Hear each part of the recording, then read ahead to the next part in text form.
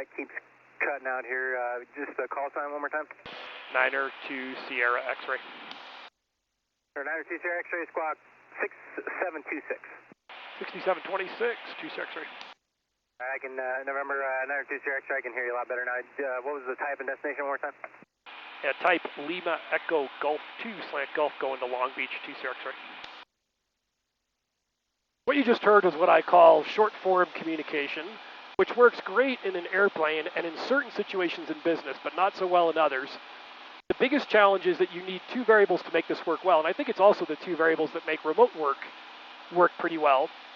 One of them is a homogeneous group of people to communicate, meaning we all speak the same language. So if you're a pilot talking to an air traffic controller, you know what those words I just said meant. If you're an engineer working on a software project and you're a back-end database person talking to a front-end UX person, in theory, you both speak the same language. So that homogeneous group allows us to work with short-form communications very well because we know what each other is saying.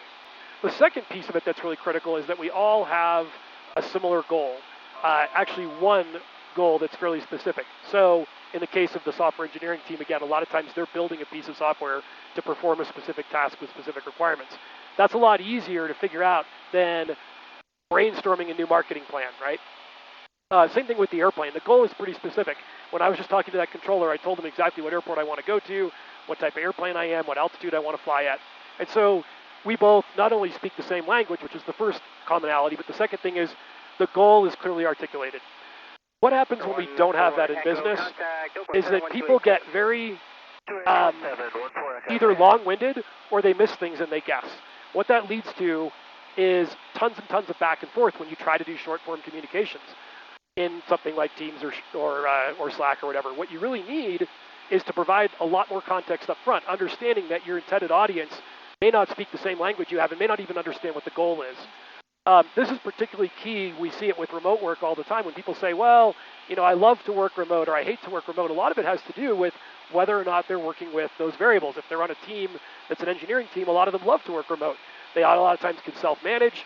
They have usually a single goal. They're talking to people that speak their language.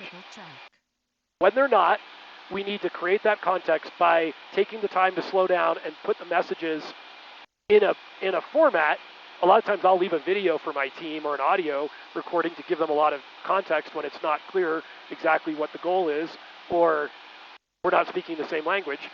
Or we have to be prepared to set aside the time for the back and forth.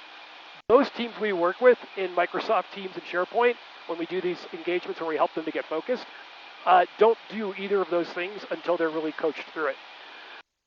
So that's my advice. I'd love to hear from your teams what has worked for you, what hasn't. If you agree or don't, please leave a comment and I'll reply as quickly as I can.